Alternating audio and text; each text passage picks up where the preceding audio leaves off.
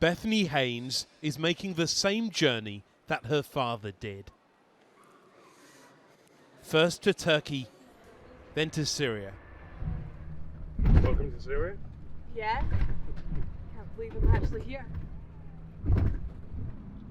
For Bethany, this trip has been 6 years in the planning.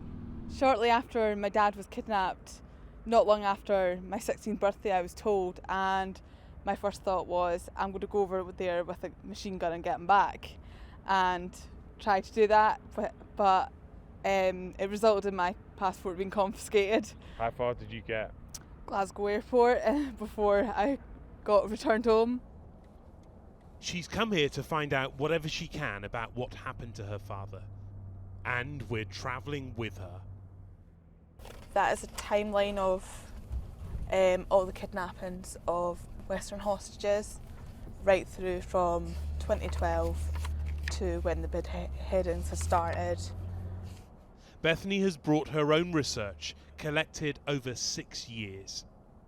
I think it just brings me that one bit closer to solving the puzzle of where he is now, where the remains might be, and it just makes me feel like I'm doing something rather than sitting and relying on other people to do it for me. Mm-hmm. This is Mwazi.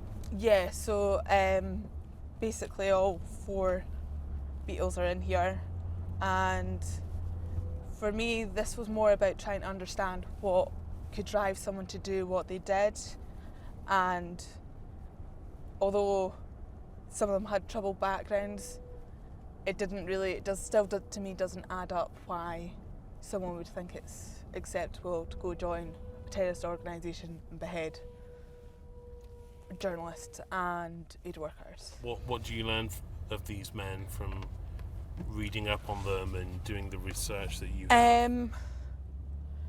that they were fairly normal people, and for me I think for everyone it's very difficult to understand what would drive someone to leave their home, leave their family, go across and do all these horrible things when they've not been brought up that way. They've been brought up like any ordinary person. David Haines was a British aid worker who was abducted in 2013 while working in a refugee camp. He was held hostage alongside other Westerners. Eventually, he was executed by Mohammed Mwazi, known as Jihadi John. His killing was filmed and turned into a propaganda video. On her first night in Syria, her thoughts returned to when she watched that video online. I locked myself in the bathroom and sat and watched the video. And how did you feel afterwards, having watched it?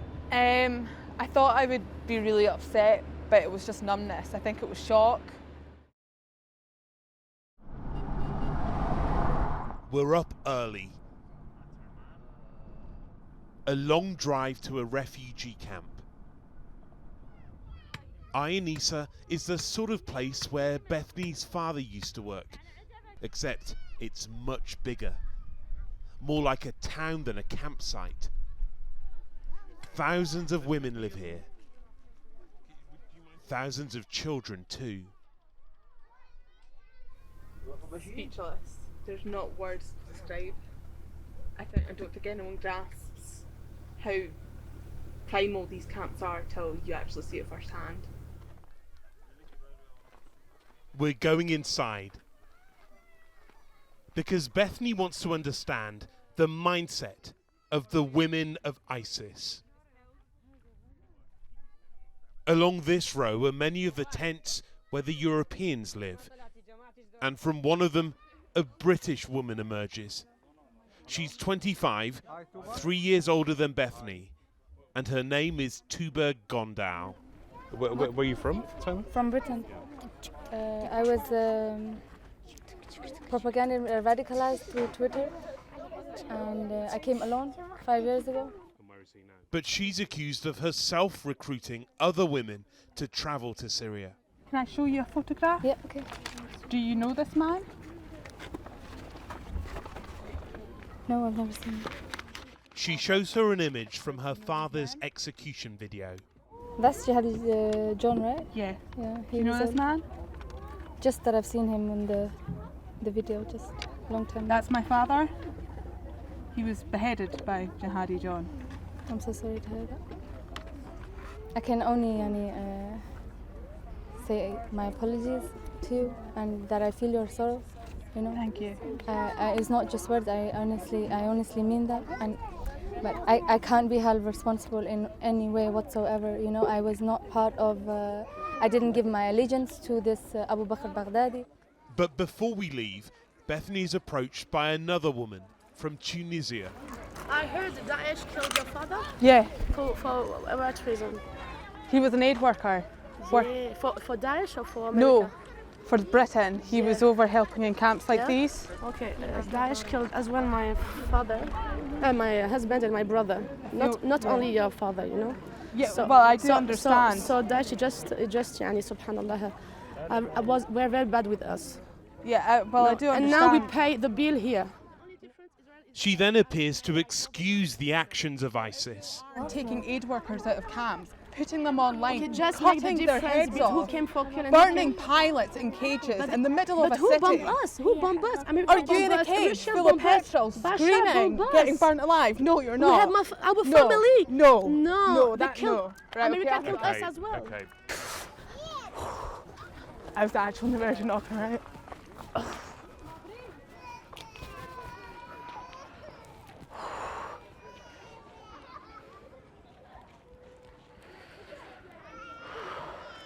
Honestly, like they're in a cult. Yeah. They're blind to normal world. Her especially. What no, did you think of? saying she's sorry. She was not sorry. We decided to leave the camp. The caliphate has gone, but its detritus endures. Today we have an appointment with the Kurdish forces who beat ISIS here and are dealing with the mess. The Syrian Democratic Forces fought for weeks to retake Baghouz and to finally claim victory over ISIS. They'd been supported from the air by a coalition of countries, but it was their soldiers who led on the ground. We're meeting the group's spokesman and one of its most senior officials. Bethany, the daughter of David Haines. You're welcome. Thank I'm you. sorry from your father. The location round there. He looks at the locations in Bethany's research, offering some clarity on where Western hostages were kept. But having both lost loved ones to IS, they seem to find an affinity. This is a photo of my father and myself before, a long time ago, before he came to Syria.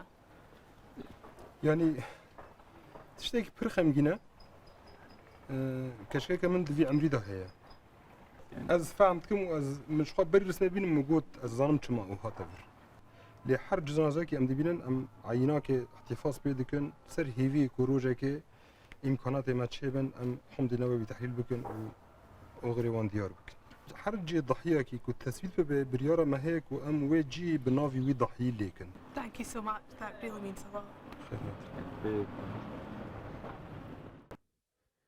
He agrees to take us to some of the places that were until recently part of the caliphate. Places where her father was once held.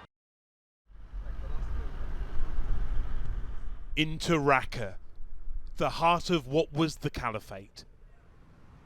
You don't need to look closely to see the damage. You just need to look anywhere, everywhere. It's hard to believe that this was once the place where airstrikes and executions were happening. Bethany's taken by Kurdish forces to the very spot where her father's executioner, Mohammed Mwazi, was killed. Exactly this place where the jihadis killed here. Exactly. Yeah. This spot? Yes. This area, this place. When I got the news, I was ecstatic. I had a party, and now actually being here and seeing it makes it more real. It does bring that sense of relief that he's now finished with. And as we leave, we spot something. Bodies being recovered. It's a mass grave. 30 unidentified victims so far. It causes some distress, but it gives hope too. Perhaps one day this might be the remains of your father that are being recovered. Definitely, there's always that hope, and that hope will never fade, no matter if it's 6 years, 20 years, 30 years. I won't stop trying till he is found. Bethany has asked to travel towards the mountains outside Raqqa. She believes these might be the same steps her father made shortly before his death. Because although his execution site has never been officially located, one estimate says it was near here. She has studied the landscape in his execution videos so many times before, and finally she's now here. She can't be certain, but this does look familiar. It would definitely be the hills of the tracks, because that's really evident in the video that there's a track going down behind the hostage and his executioner. It makes you just want to go up and try and find him, which is something that I can't do. But to know it's somewhere around there, it does provide a bit of comfort. But this journey is not yet complete, because Bethany wants to know what the men suspected of being in Jihadi John's gang have to say.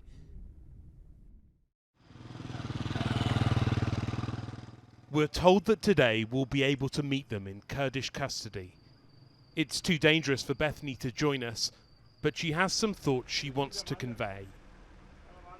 They'll know that, one, that I exist, and two, that I'm not letting this go, and that I will fight for justice, and I will fight to find out the truth. The two men are Alexander Koti and El Shafi El Sheikh. We've spent the last 8 days here in Syria with David's daughter, Bethany. What would you say to her about what's happened to her father? I've already said what I had to say. I haven't got anything else to add. What would you say to Bethany Haines about what happened to her father? I've already said what I've had to say. She wants to know where the remains of her father are. I'm the wrong person to ask. If I had information about that, then we wouldn't be sitting here having this discussion. So. And you say you have nothing to add about the location of his remains? Yeah, you can believe it or not. It's not going to change anything. So. Right. She asked for a few questions to be asked of you. She says, I think we deserve an apology for what they have done. They need to own up to what they've done, apologise for what they've done. Will you apologise to Bethany Haines? I think I already had made statements. Forget what you said before. I'm asking you, will you apologise to Bethany Haines? I won't forget everything I've said before, because I just find it... Will you apologise to Bethany Haines? I find your line of questioning irritating. Will you apologise to her? Apologise? To Bethany Haines? I think I've already said that. I don't know if that's going to make the... No, you haven't. No, maybe it didn't get broadcast, maybe. So you have an opportunity now. Bethany will see this footage. You have an opportunity to apologise to her if you so wish. Yeah, what I will say is,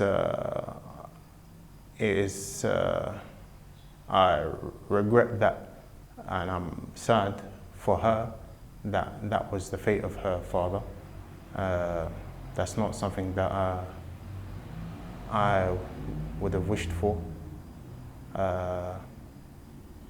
It's not something I'm in agreement with, and if there was anything that I had done which may have led or caused some kind of distress to her or her father while he was in detention, then I apologize for that. What sort of answers are you able to offer Bethany? In regards to those specific questions, I can only offer the answers to things which I witnessed with them. As for the execution and the remains, and I'm afraid I can't offer any answers to those questions because I don't have any knowledge of it. Taking emails, moving people from place to place, things of this sort, logistical stuff. Did you move David Haines from place to place? I moved a bunch of prisoners. What about David Haines? He could have been amongst them. You don't remember? You drive in a van, you don't do a head count. It's not your job. Your job is to drive a van. So you would drive a van which included some of the hostages? Yeah. And where were you driving from and to? Wherever they told me. So you were involved in the detention and the captivity of David Haines? No. Well, you've just admitted that you moved him around from location to location during his captivity. When you state it like that, you know, when you word your statement that I was involved in a detention and captivity, it would mean that I captured him and guarded him and held him, and it's not true. I didn't do any of that. But you I had an moved involvement and an interaction with David Haines and others during their detention and captivity, yes. And the moving of Bethany's father from location to location? Yes. I have no problem apologising about that. Later, we showed Bethany our interview. He will never admit he's done wrong, and that's okay, but if he thinks that for 1 minute he's going to have an easy time of it in that courtroom when he sees me, he's got another thing coming. It's empowering because they know that I'm not going to give up, regardless if they're in Syria or in some US prison.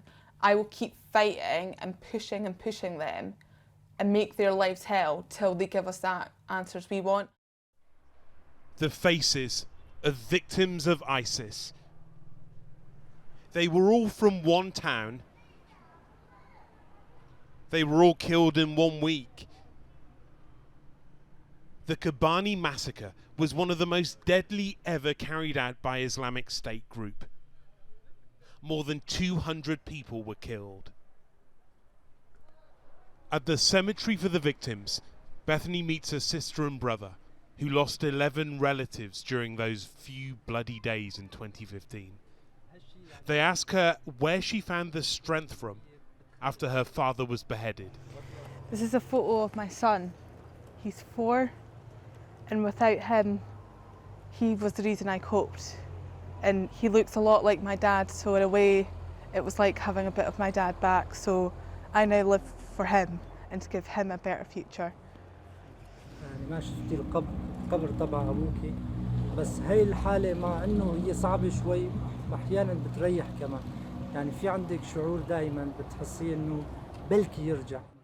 They show us into their home, where their loved ones are remembered, killed by guns, by bombs, and by beheading.